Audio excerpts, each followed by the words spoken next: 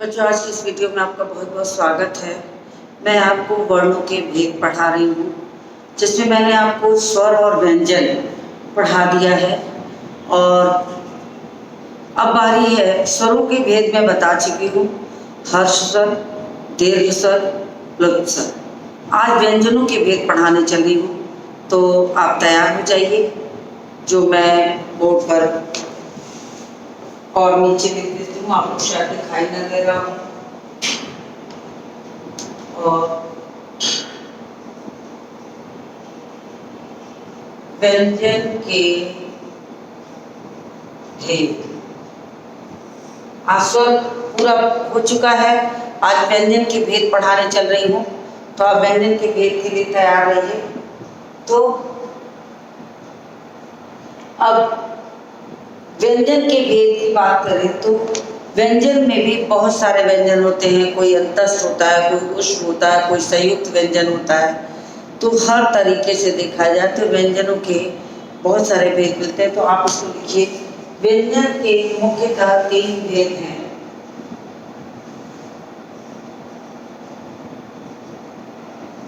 व्यंजन के मुख्य रूप से 3 भेद है। पहला कहते हैं स्पर्श व्यंजन। स्पर्श व्यंजन। दूसरे को कहते हैं अंतस्थ व्यंजन।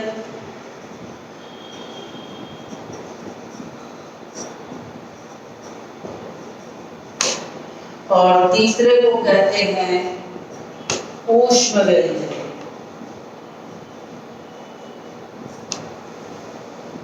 तो ये हो गया। अब अंतस्थ व्यंजन, स्पर्श व्यंजन पहले करा लो। पहला कौन डालेंगे? स्पर्श व्यंजन।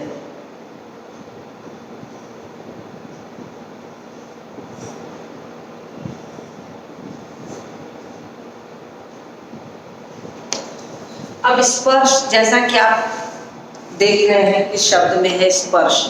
स्पर्श का मतलब होता है कि छूना। और हम किसी भी वर्ण को बोलते हैं तो गले से जो प्राणवायु निकलती है वो मुख के या गले के जिह्वा के आसपास के किसी स्थान को छूती है। तो जितने वर्ण बोलने में प्राणवायु यानी श्वास आपके मुख के किसी भी हिस्से को छूती है, उन वर्णों को हम स्पर्श व्यंजन कहते हैं। उन व्यंजनों को हम स्पर्श व्यंजन कहते हैं। तो लिखना शुरू करिए।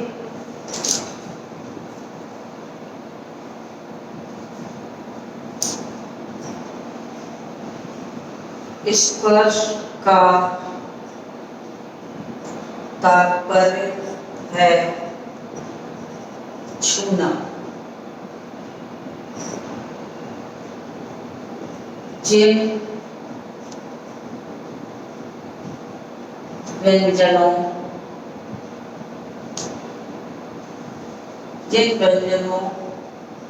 के उच्चारण में प्राणवायु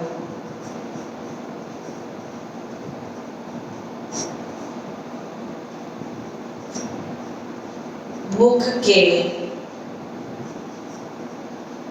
किसी न किसी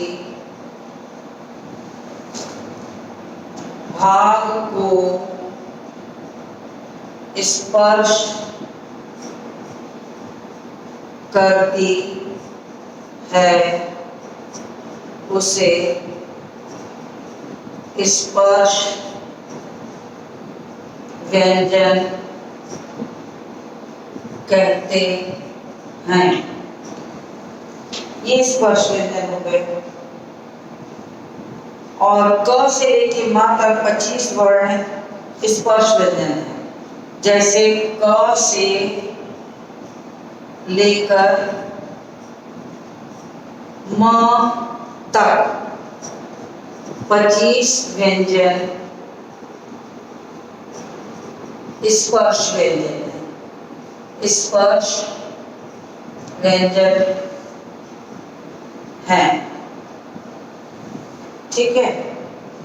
अब कवर का स्थान क्या होता है? जो क ख ग घ अंगा बोलते हैं कवर्ग, उसको हम कहते हैं कवर्ग। तो कवर्ग के उच्चारण का स्थान है कंठ। फिर चवर्ग के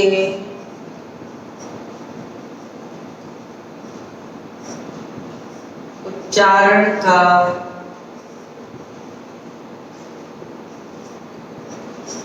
स्थान है तालु।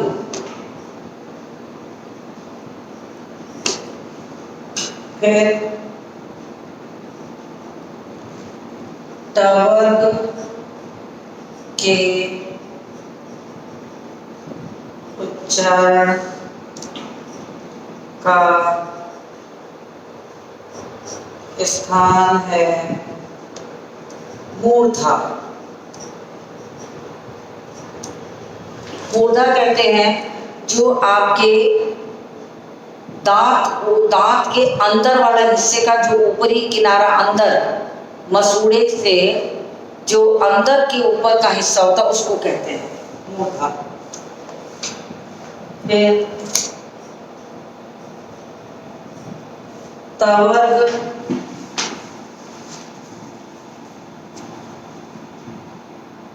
के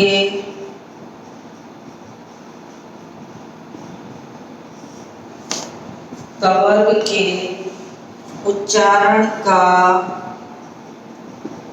स्थान है दांत। और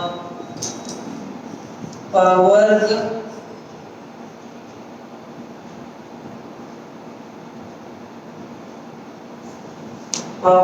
के उच्चारण का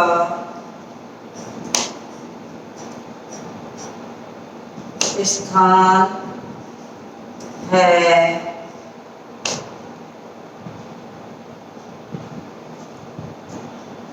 होंठ। ठीक है। तो ये मैंने आपको उच्चारण स्थान बता दिए। ये सारे स्पर्श व्यंजन हैं।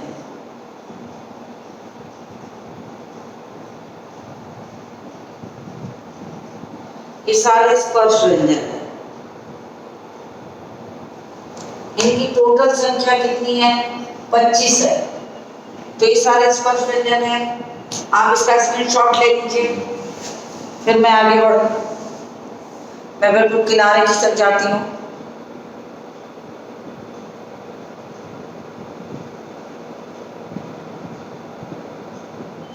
तो उच्चारण स्थान मैंने बता दिया और आपने इसका स्क्रीनशॉट ले लिया होगा। तो मैं इसको रब करती हूँ।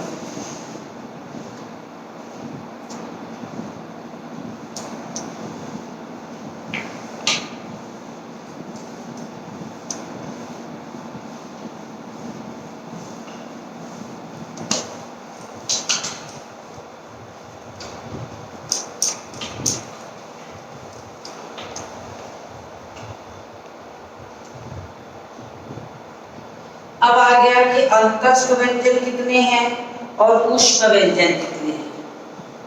दूसरा हो गया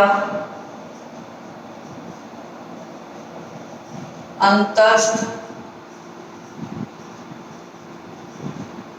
व्यंजन। अब अंतस्थ व्यंजन क्या है?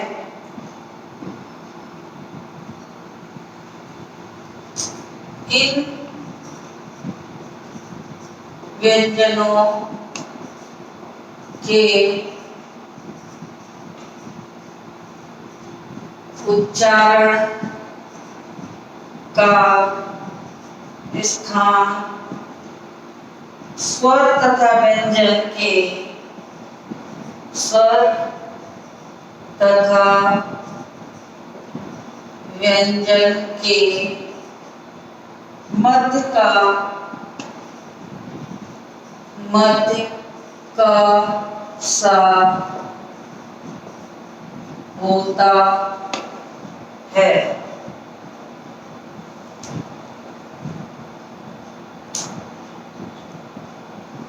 उच्चारण के समय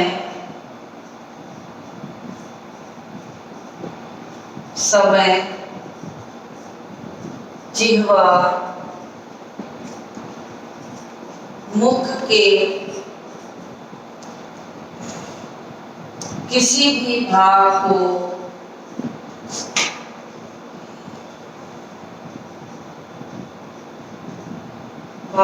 को स्पर्श नहीं करती। ये चार हैं, या, र, ल और व। तीसरा है ऊष्म व्यंजन।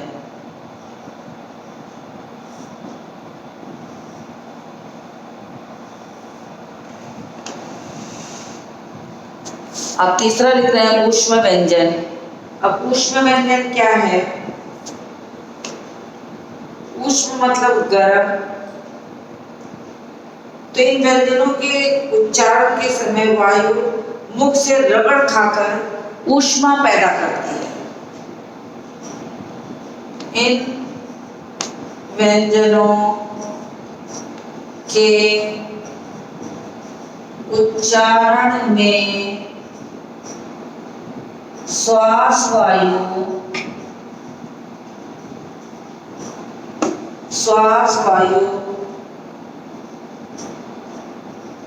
मुख के किसी भाग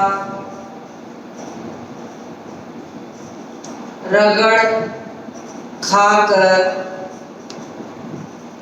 ऊष्मा मतलब गर्मी, ऊष्मा पैदा करती है।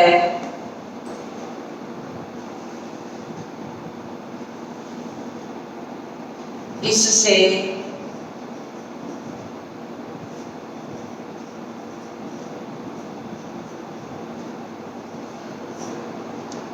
ऊष्म व्यंजन कहते हैं।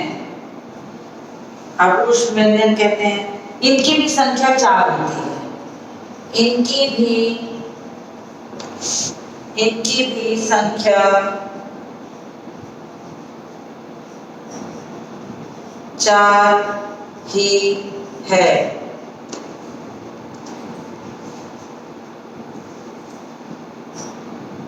जैसे श, ख, श और ह। अब आपको प्रश्न पूछा जा सकता है कि ऊष्म व्यंजन की संख्या कितनी है। आपको पूछा जा सकता है कि अंतस्थ व्यंजन की संख्या कितनी है। इनका उदाहरण पूछा जा सकता है कि ऊष्म व्यंजन किसे कहते हैं, अंतस्थ व्यंजन किसे कहते हैं। तो आपको ऊष्म और अंतस्थ व्यंजन के उदाहरण भी याद होने चाहिए और साथ ही साथ इसका उच्चारण स्थान और इसके उदाहरण, इतनी चीजें आपको याद होनी चाहिए। तो अंतस्थ और ऊष्म व्यंजन यानी व्यंजन के 3 भेद हैं, स्पर्श व्यंजन, अंतस्थ व्यंजन और ऊष्म व्यंजन। अंतस्थ व्यंजन में क से लेके म तक की संख्या टोटल 25 आती है। अंतस्थ और ऊष्म 4 व्यंजन होते हैं। य, र, ल, व अंतस्थ है और श, ख, श, ह ऊष्म है। तो और छ, त्र, ज्ञ ये आपके संयुक्त व्यंजन है। इनको भी हम जोड़ते हैं, छ, त्र, ज्ञ को संयुक्त व्यंजन कहते हैं। तो इतना हमने जान लिया।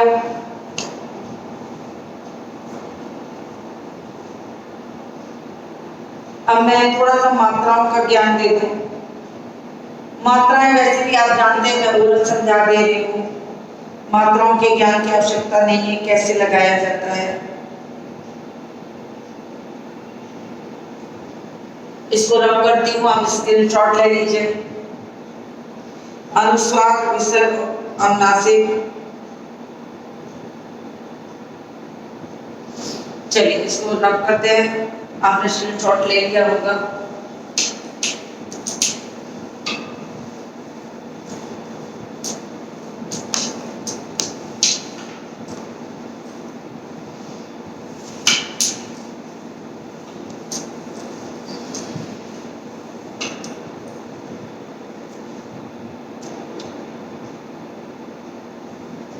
अब आपको अनुस्वार,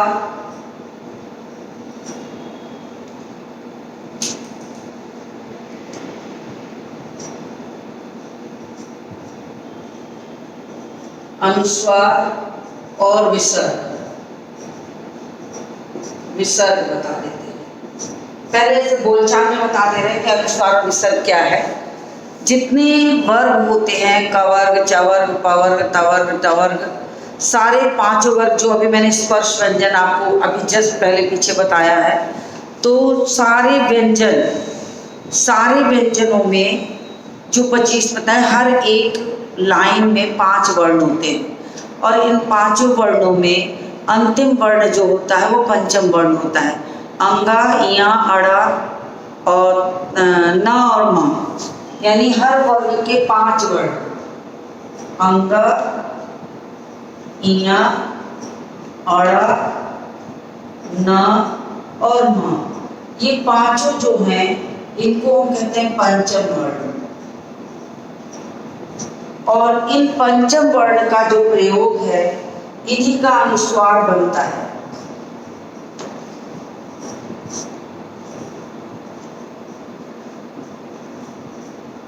इनका अनुस्वार बन जाता है। जैसे हम पंख, इसको कैसे लिखते हैं? पंख, पंख। अब ये जो बिंदी लगा रहे हैं ये आपका अनुस्वार है, इसी को अनुस्वार कहते हैं। जो किसी भी वर्ण पर बिंदी लगाई जाती है उस बिंदी को हम अनुस्वार कहते हैं, कि वो बिंदी जो है वो अनुस्वार है।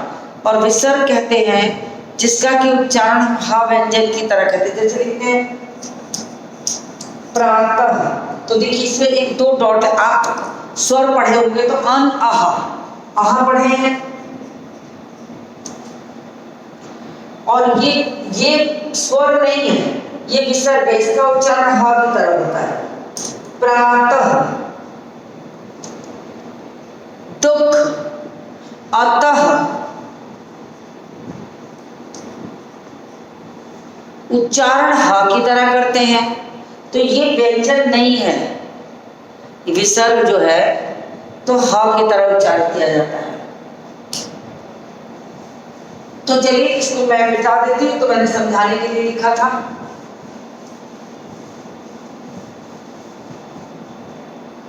अब अनुस्वार और विसर्ग समझा देती हूँ।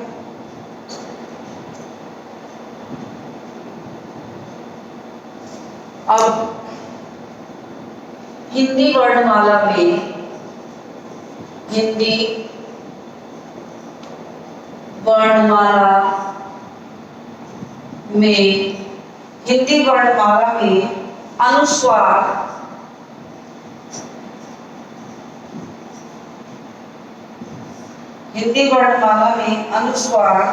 अनुस्वार ये निशान है, इसका मैंने ब्रैकेट में बना दिया है। और विसर्ग, अनुस्वार और विसर्ग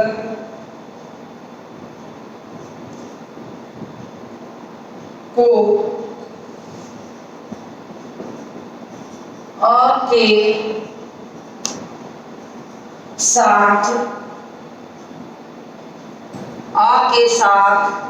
जोड़कर अन और आहा बना दिया जाता है। ठीक, परंतु ये स्वर नहीं है,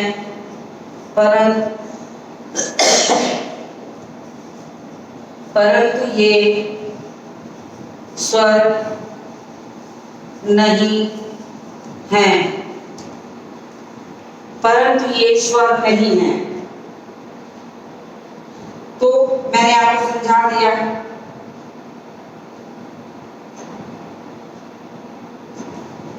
इन्हें अयोगवाह, इन्हें अयोगवाह कहा जाता है, इन्हें अयोगवाह कहा जाता है।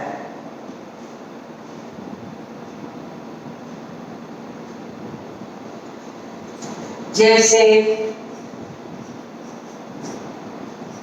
गंगा, पंख, पंख, हंस इत्यादि। जैसे प्रातः, अतः,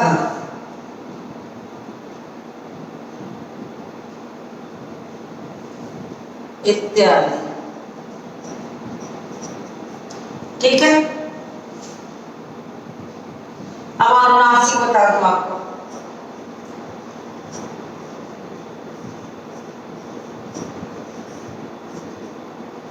अब आपको एक चीज जो बहुत जरूरी बता दूं, वो जरूरी क्या है कि अनुस्वार का उच्चारण करते समय हमें क्या करता है, हमारी जो प्राण वायु, श्वास जो वायु है वो हमारी नाक से निकलती है, नाक से निकलती है। और जब हम बोलते हैं तो स्वर नाक से, जैसे हम कहेंगे पंख, गंगा, अंधा, हंस, तो हमारी वायु जो है, सांस जो है नाक से निकल रही। तो अनुस्वार में प्राण वायु या श्वास जो है वो पूरी तरीके से नाक से निकलती है। लेकिन जब हम अनुनासिक बोलते हैं तो अनुनासिक में वो श्वास वायु पूरी तरीके से नाक से न निकल के आधा नाक से आती है और कुछ हिस्सा उसका मुंह से निकलता है। जैसे हम कहते हैं चांद, अब चांद शुरू कर रहे हैं तो वो नाक से आ रहा है, खत्म होने के पहले ही वो स्वर मुंह से निकलने लगता है। तो अनुस्वार में बिंदी लगती है और अनुनासिक में चंद्र बिंदु लगता है। अनुस्वार और अनुनासिक के चिन्ह आप देख लीजिए। अनुस्वार में बिंदी होती है और अनुनासिक में चंद्र बिंदु होता है। ये आपको ध्यान में रखना चाहिए, इसलिए मैंने दोनों चिन्ह को ब्रैकेट में लिख दिया है। इसमें आप चाहें तो एक लाइन और जोड़ सकते हैं कि इसके उच्चारण करते समय वायु नाक से निकलती है। लाइन में लिख दो बस। इसके उच्चारण के समय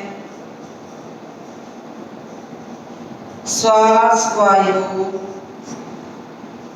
नाक से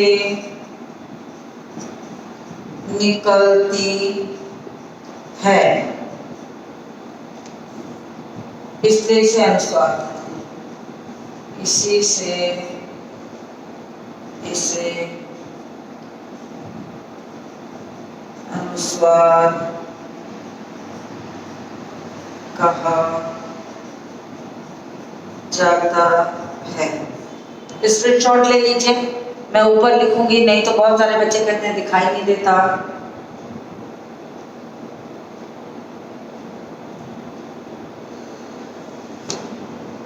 स्क्रीनशॉट आपने ले लिया होगा तो मैं इसको रब करती हूँ।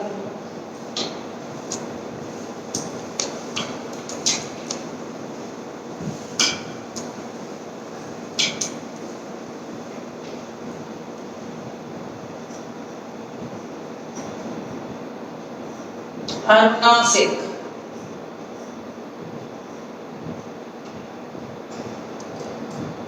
जिन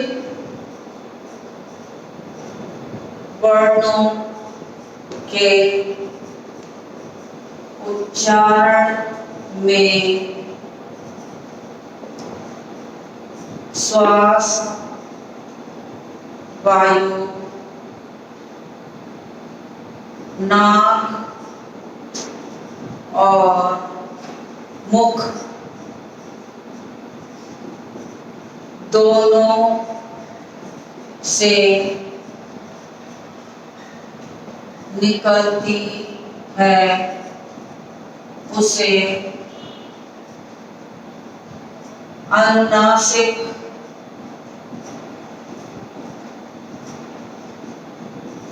कहते हैं। इसका चिन्ह है।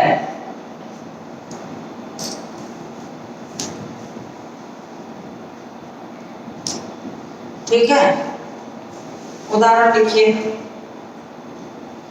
चांद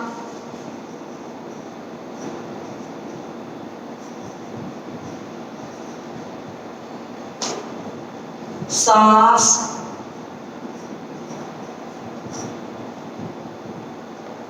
हंस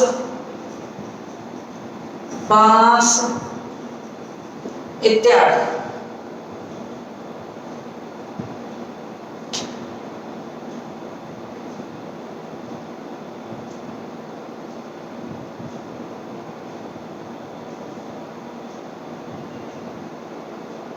अब हलंत और वर्ण संयोग।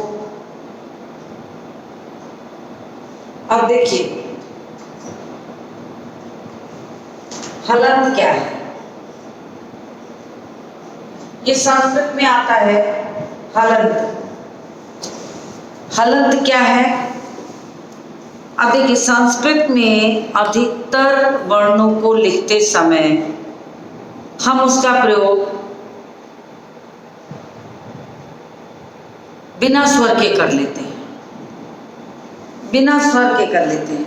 तो जहां कहीं भी हम किसी भी व्यंजन का प्रयोग बिना स्वर के कर ले, आपको मैं समझा दूं कि जैसे क लिखा जाता है ये, और इसका वर्ण विच्छेद करना है, तो इसका वर्ण विच्छेद क्या होता है?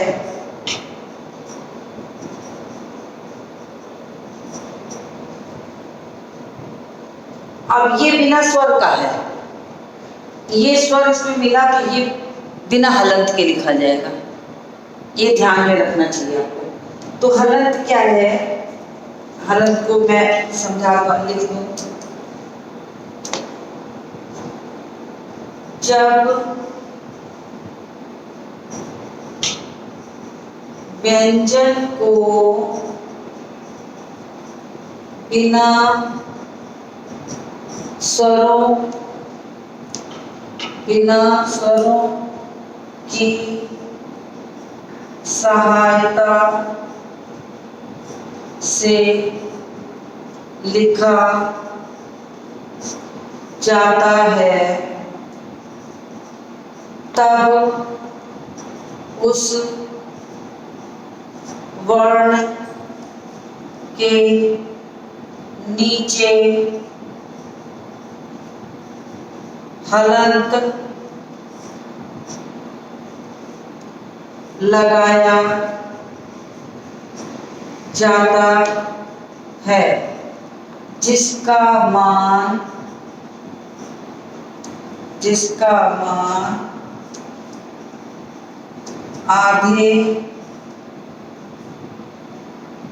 आधे अक्षर की तरह होता है।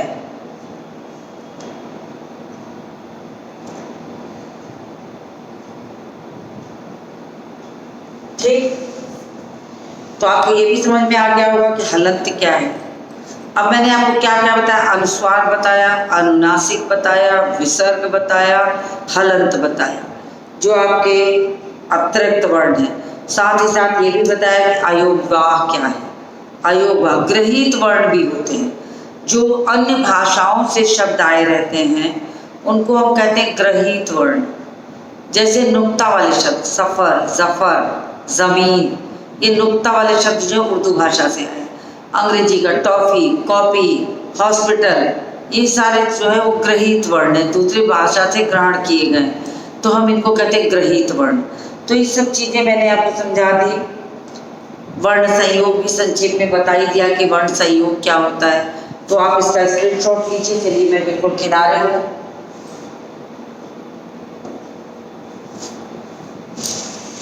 तो आपने स्क्रीनशॉट ले लिया होगा और मैं आपको बता दूं कि इसके साथ आपका चैप्टर 1 भाषा और चैप्टर 2 वर्ण जो है वो कंप्लीट हो गया। अब इसके बाद बारी आती है शब्द की। तो मैं इसके बाद अब शब्द नहीं पढ़ाऊंगी, अब मैं बाल महाभारत पढ़ाऊंगी। बाल महाभारत में यूटी 1 का जो चैप्टर है आपका 1 से 10 तक का पाठ जो है वो है। तो मैं हर चैप्टर को पढ़ाकर हर चैप्टर से आपको 3-4 प्रश्न ही लिखवाऊंगी, क्योंकि 10 अगर 3 प्रश्न भी लिखवाऊंगी तो 10 पूरा करते करते वो 30 हो जाएंगे, या 4 लिखवाऊंगी तो 40 हो जाएंगे। तो आपको पढ़ने के लिए बहुत प्रश्न हैं। तो मुझे उम्मीद है कि इतना आपको समझ में आ गया होगा। तो इसी के साथ इस वीडियो को समाप्त करती हूँ और मिलती हूँ आपसे अगली वीडियो में।